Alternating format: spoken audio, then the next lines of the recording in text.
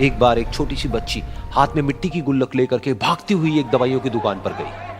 वो काफी देर तक वहां पर खड़ी रही, लेकिन दुकानदार का ध्यान उसकी तरफ नहीं गया क्योंकि और भी बहुत सारे लोग खड़े हुए थे। उसने दुकानदार को कई बार बुलाया, लेकिन वहां पर भीड़ इतनी थी कि दुकानदार का ध्यान उसकी तरफ गया ही नहीं। और फिर उस बच्ची को थोड़ा सा गुस्सा आया तो उसने अपनी मिट्टी की गुल्लक लेकर के वहीं काउंटर पर जोर से रख दी, जिसके बाद में जो दुकानदार था और जितने भी लोग खड़े थे वो सब उस बच्ची की तरफ देखने लग गए। और फिर उस दुकानदार ने उस बच्ची से पूछा, बेटे आपको क्या चाहिए? तो वो बड़े ही भोलेपन से बोली कि मुझे एक चमत्कार चाहिए। ये सुनकर के दुकानदार को कुछ समझ नहीं आया, ना ही वहां पर जो लोग थे उनको कुछ समझ में आया, और सब उसकी तरफ देखने लग गए। फिर दुकानदार ने बोला, बेटे चमत्कार तो यहां पर नहीं मिलता है। तो बच्ची को लगा कि वो उससे झूठ बोल रहा है, तो बच्ची ने कहा कि मेरी गुल्लक में बहुत पैसे हैं, आप बताओ आपको कितने पैसे चाहिए, लेकिन मैं आज यहां से चमत्कार लेकर के ही जाऊंगी। तो वहीं काउंटर पे एक और आदमी खड़ा था, उसने उस बच्ची से पूछा कि बेटे क्यों चाहिए तुमको चमत्कार?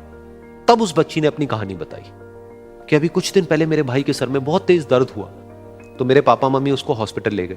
उसके बाद कई दिन तक मेरा भाई घर नहीं आया। तो मैंने कई बार अपने पापा से पूछा, लेकिन उन्होंने मुझे कुछ नहीं बताया। उन्होंने बार बार यही कहा कि वो आ जाएगा, वो कल आ जाएगा, वो कल आ जाएगा, लेकिन वो आ ही नहीं रहा था। तो मैंने देखा कि मम्मी रो रही है।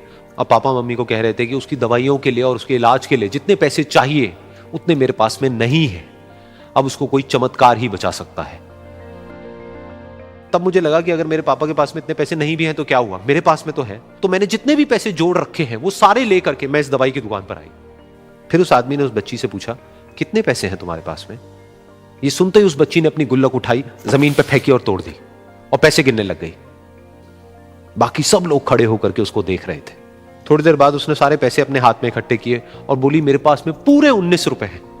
वो जो आदमी वहां पर खड़ा था वो थोड़ा सा मुस्कुराया और बोला कि अरे तुम्हारे पास में तो पूरे पैसे हैं, इतने का ही तो आता है चमत्कार। ये सुनकर के वो बच्ची बहुत खुश हो गई और बोली कि चलो मैं आपको अपने पापा से मिलवाती हूं।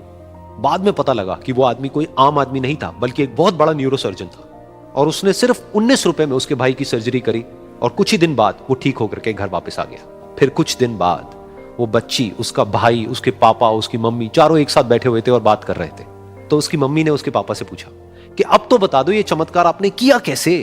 तो उन्होंने अपनी बेटी की तरफ देखा और बोले, ये चमत्कार मैंने नहीं, इसने किया है।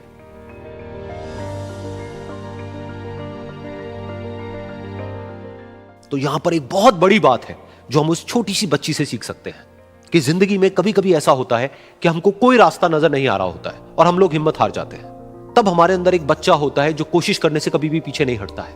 वो हार मानने को तैयार नहीं होता है क्योंकि उसको ना शब्द समझ नहीं आता है।